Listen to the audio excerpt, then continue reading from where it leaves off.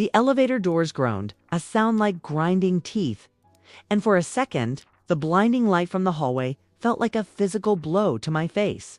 I was slumped in the corner, my hands white-knuckled over my 6-month pregnant belly, my lungs burning for a single drop of air that didn't taste like copper and sweat.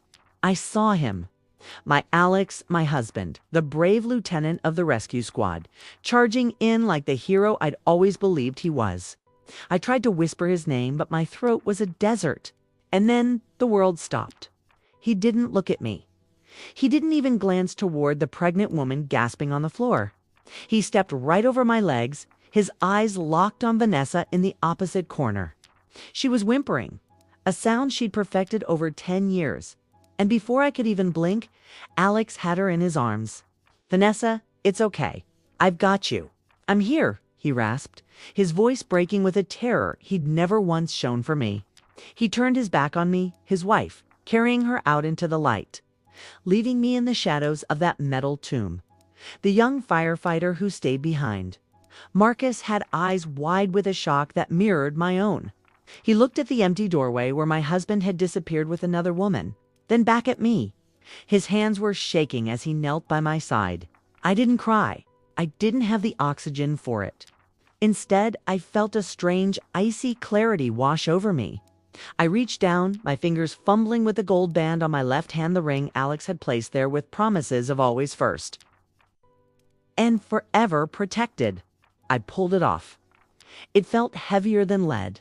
I pressed it into Marcus's palm, my voice coming out as a ghostly rattle. "Give this to Alex," I whispered. Tell him my baby, and I won't be waiting for him anymore." I saw the blood drain from that young boy's face. And then the darkness finally claimed me, Dot. "You know, honey, they say your life flashes before your eyes when you're dying. But for me, it was just the truth that flashed. The truth I'd been ignoring for 3 years of marriage. We'd been trapped in that elevator for 7 hours from 2 in the afternoon until 9 at night. Downtown Chicago was having a power surge, they said later. But for the 8 of us in that car, an elderly man, a terrified little boy, 2 teenage girls, a delivery driver, Vanessa, and MIT was a lifetime. I was the nurse. I was the one who was supposed to be strong. Isn't that the curse of being a woman of a certain age or a certain calling? People see your strength and decide you don't need a hand to hold. I'd organized everyone. I'd given the old man the sliver of air by the door. I'd let the little boy sit on my jacket. And all the while, I was whispering to the little life kicking inside me, "Your daddy is coming. He's the best there is. He'll find us." But Alex didn't find us. He found her. He'd spent our entire marriage finding her.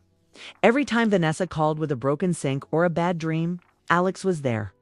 He called it a life debt. He told me that 10 years ago, during the flash floods, she was the one who stayed with him under the rubble. She was his angel. And I, being the strong wife, the understanding partner.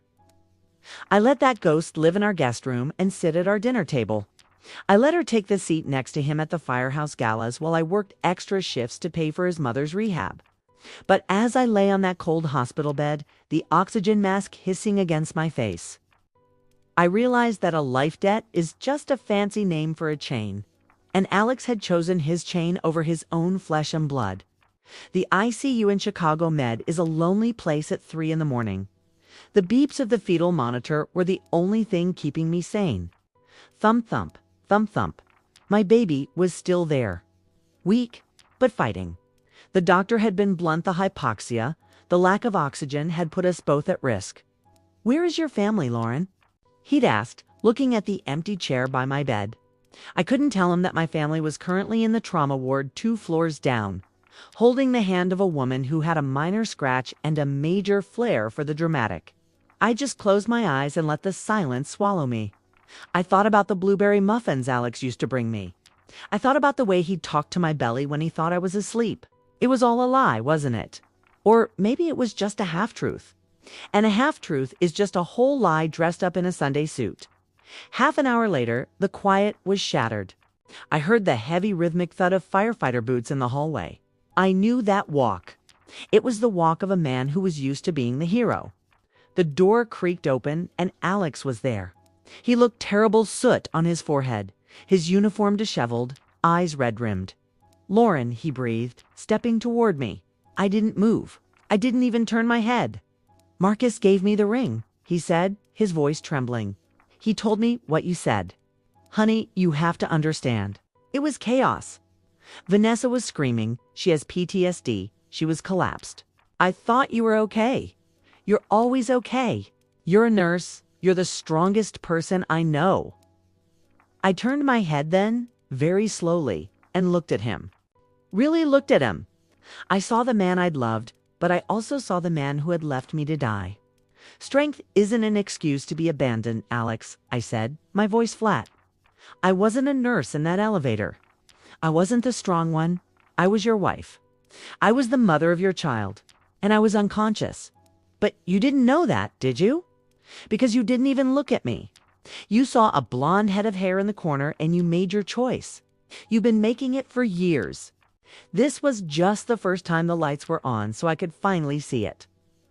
He tried to reach for my hand, but I pulled it away as if his skin were made of fire. "The doctor says I need absolute bed rest," I told him. "Zero emotional triggers. And right now, Alex, you are the biggest trigger I have. I need you to leave." He stood there, looking like a little boy who'd broken his favorite toy and couldn't understand why it wouldn't just work again. "Lauren, please. We can talk about this. I love you. Everything I do is for us." I just pointed to the door. I didn't have the breath to argue.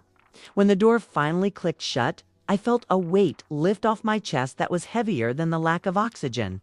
I reached for my phone and called Sarah. If you're going to go to war, you need a general. And Sarah was the best divorce attorney in this state, and a woman who'd warned me about Vanessa since the day of our engagement.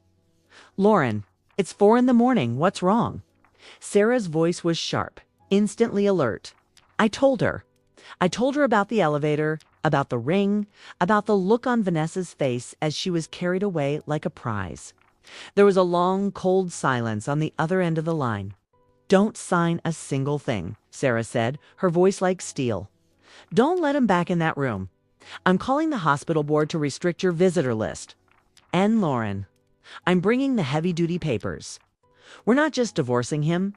We're taking back everything he stole from you while you were busy being the strong one." The next few days were a blur of white coats and bitter revelations. Every time a nurse walked in, I expected it to be Alex, but Sarah had locked the place down. Instead, I got Brenda, my mother-in-law. She burst in on the 3rd day, smelling of expensive perfume and entitlement.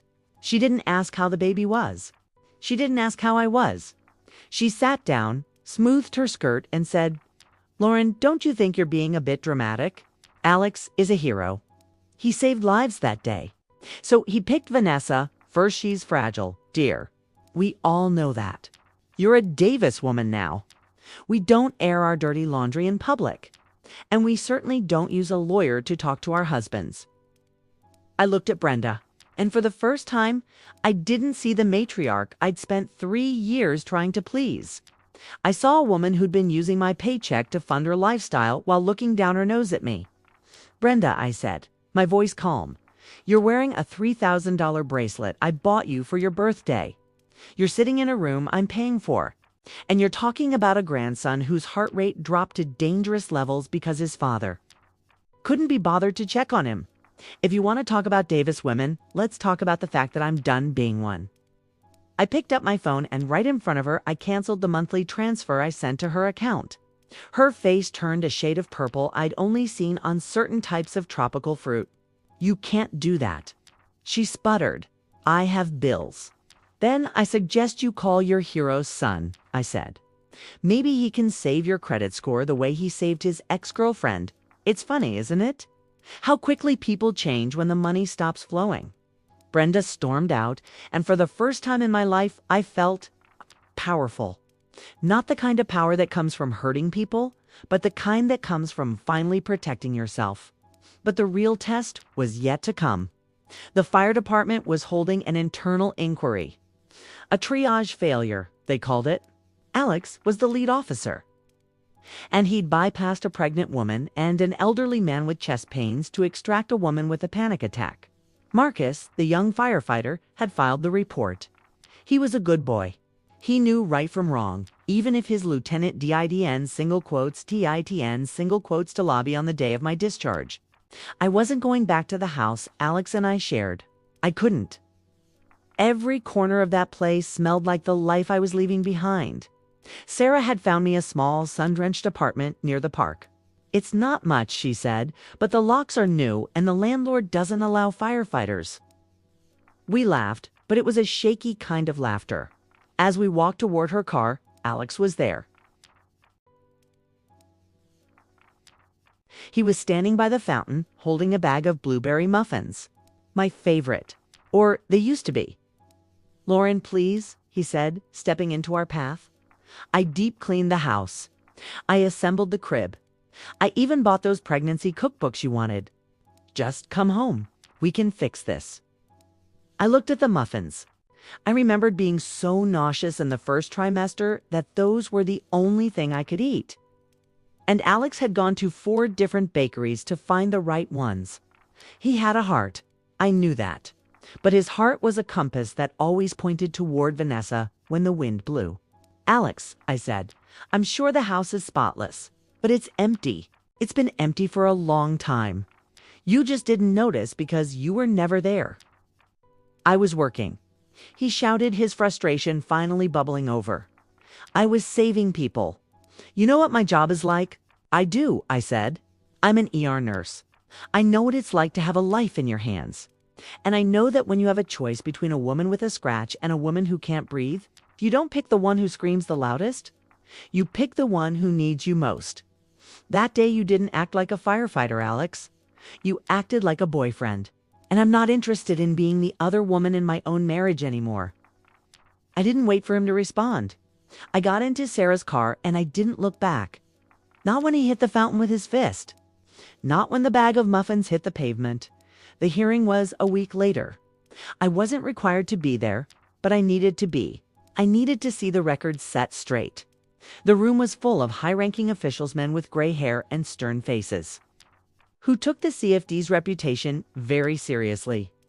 Alex sat at the front, his back rigid. Vanessa was there, too, tucked into the back row, wearing a little white dress and looking like she was ready for her close-up. She kept dabbing at her eyes with a lace handkerchief. I sat next to Sarah, my hand resting on my belly, feeling the steady kick of my daughter. The investigator was a woman named Commander Vance. She didn't have time for lace. Handkerchiefs. She played the audio from the elevator's emergency button. You could hear Vanessa screaming. You could hear my voice, calm but strained, trying to keep everyone quiet. Then she played the helmet cam footage from the rescue. You saw the doors open. You saw Alex's face. He didn't even scan the room. He went straight for Vanessa. "Lieutenant Davis," Commander Vance said, her voice like a whip. "Explain your triage logic. You have a victim with a known pregnancy who is non-responsive in the corner. You have an elderly male with symptoms of a myocardial infarction. Why was the first extraction a 30-year-old female with no physical injuries?" Alex stood up, his voice cracking. I believed she was in the most immediate psychological distress. I've known the victim for years. I knew her medical history, PTSD, severe claustrophobia. I made a judgment call based on her history. A judgment call. Vance countered. Or a personal preference. Because the records show that the pregnant woman you bypassed was your wife. Did you know she was in that elevator? Yes, Alex whispered. Okay. And you still left her for Marcus to find. I thought she was stronger, Alex said. And that was the moment. The room went silent. I felt the air leave my lungs all over again. He said it out loud. He'd left me to die because I was strong, because I didn't scream, because I didn't make his life difficult. Vanessa let out a small theatrical sob from the back, and the commander shot her a look that would have withered a redwood tree. Then, the veteran firefighter I'd seen in the hall earlier, man named Chief Miller, stood up. "Lieutenant," he said, "you've spent 10 years telling this department that Vanessa saved your life in the flash floods. That she was the one who held your hand and kept you awake under that rubble. That's why you say you owe her this debt, right?" "Yes, sir," Alex said. Chief Miller pulled out a dusty manila folder. "I went back to the original logs from that night 10 years ago. I was the captain on scene. The girl who held your hand wasn't Vanessa. She was a bystander, a teenager with a ponytail who crawled into a gap we couldn't reach. Vanessa was 3 blocks away in an evacuation center. She didn't find you until you were already in the ambulance. She just took the credit when you woke up, and she's been using it to pull your strings ever since." The silence that followed was so heavy it felt like the elevator all over again. Alex turned slowly, looking back at Vanessa. She didn't look like an angel anymore. She looked like a cornered animal. She tried to stammer out a defense, but the truth was already out there, naked and ugly. Alex had destroyed his family for a lie. He had abandoned his wife for a woman who had built a decade-long fraud on his gratitude. I felt a wave of pity for him. Then, not the kind of pity that makes you want to hug someone, but the kind you feel for a man who's been walking in the wrong direction for 10 years and just realized the bridge is out. After the hearing, I walked out into the cool Chicago air. Alex tried to follow me, his face a mask of agony. "Lauren, I didn't know. I swear I thought she was the one. I thought I owed her everything. I was trying to be an honorable man." Stopped and looked at him, the city lights reflecting in the puddles at our feet. "Honor isn't about paying back a debt from 10 years ago. Alex, honor is about the person standing right in front of you today. It's about the woman who carried your burdens while you were busy carrying hers. You didn't leave me because of a life debt. You left me because you liked being her hero more than you liked being my husband. Being a hero to someone who's always falling is easy. Being a partner to someone who stands on her own 2 feet, that's the hard part. And you just weren't up for it." The divorce went through 2 months before Serena was born. People told me I was brave. They told me I was incredible for doing it alone. But I didn't feel brave. I felt light. I had a small apartment with a blue rug and a window that looked out over the park. I had Martha, a woman I'd hired to help me with the cleaning, and the cooking woman who actually looked me in the eye when she spoke. And I had Sarah, who made sure that Alex's child support was more than enough to ensure Serena would never have to worry about a thing. When the contractions finally started, I didn't call Alex, I called Sarah. We sat in the hospital, the same hospital where I'd been left alone months before. We laughed about the Davis family and their designer purses. When Serena finally arrived, a beautiful, screaming, 10-pound miracle with her father's eyes and my chin, I felt a circle close. Alex was allowed to see her, of course. I wasn't going to be cruel, but he was a visitor, a man who came with teddy bears and apologies, but who didn't have a key to the house. One afternoon, a few weeks after I'd come home, I was sitting on my balcony, holding Serena and watching the sunset. My phone buzzed. It was a photo from Marcus, the young firefighter. He'd sent me a picture of the firehouse's new training manual. On the front page, in big, bold letters, it said, "Triage is not personal. Look for the quiet ones." I smiled and kissed the top of Serena's head. The air was cool, the world was quiet, and for the first time in my life, I didn't have to be the strong one.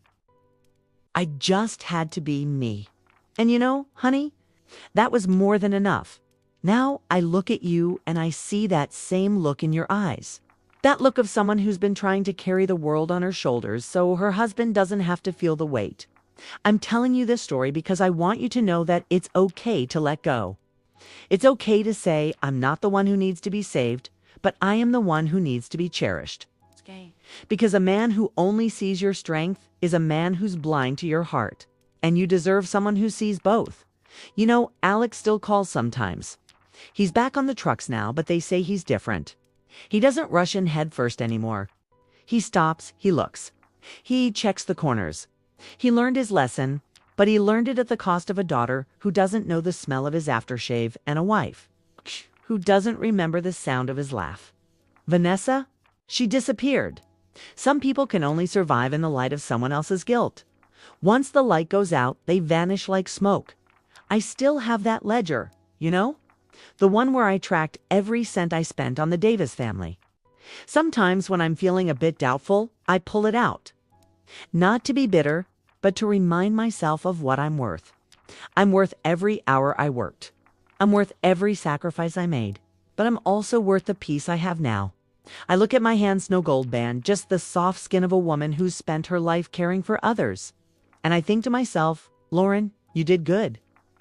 My grandmother used to say that life is like a garden.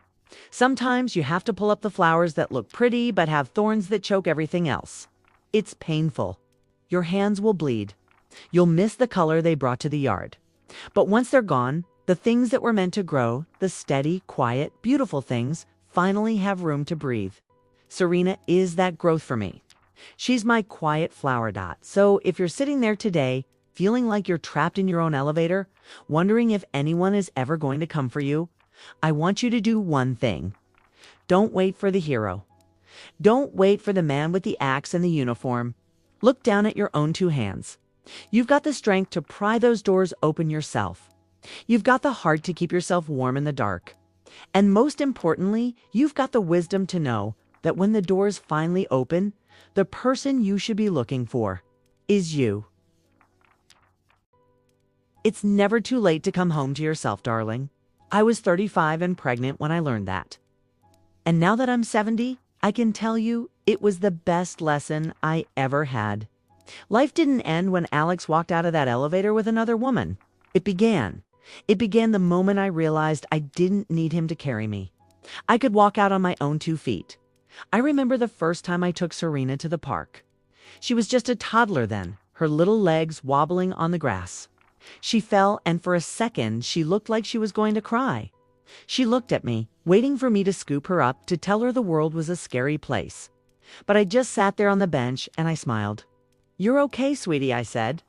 "You're strong, just like your mama." And she didn't cry. She pushed herself up, brushed the grass off her knees, and started running again.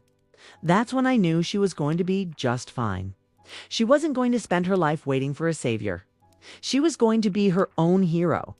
And that, honey, is the greatest gift a mother can ever give her child.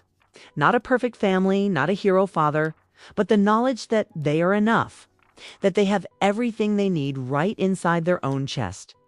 I look at the clock and see it's getting late. The tea is cold and the sun is dipping below the trees. But I hope you take this story with you. I hope you tuck it into your pocket like a smooth stone you can rub when things get hard. Remember that the quietest person in the room is often the one with the most to say.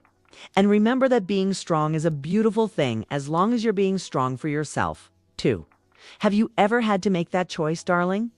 Between staying in the dark because it's familiar and stepping into the light even if you have to walk alone? If you have, I'd love to hear about it. There's a special kind of magic in women sharing their truths. It's how we heal. It's how we grow.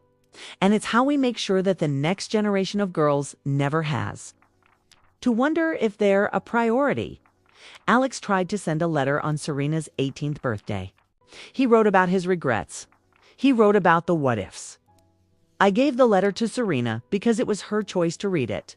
She read it, folded it back up, and put it in a drawer. He sounds like a man who's still trying to be the hero of a story that ended a long time ago, she said. And she was right. Some stories are meant to have an ending. And some endings are just the beginning of a much better book. Take care of yourself, honey. Keep your heart soft, but your boundaries firm. And remember, if you ever find yourself in a dark place, don't scream. Just breathe. Save your energy. Because the light is coming, and when it does, you're going to want to be ready to walk through those doors and never look back, you know? Sometimes I pass that department store downtown. They've replaced the elevators now. They're shiny in glass so you can see the whole city as you go up. I took Serena there once. We rode all the way to the top floor, watching the world get smaller and smaller. When we got to the top, she looked out at the skyline and said, "It's a big world, isn't it, Grandma?" And I just nodded and held her hand. "It sure is, honey. And it's all yours. Just as long as you remember to be the one at the controls." She's a doctor now, my Serena. An OB-GYN. She spends her days helping women bring new life into the world. And she has a rule in her practice.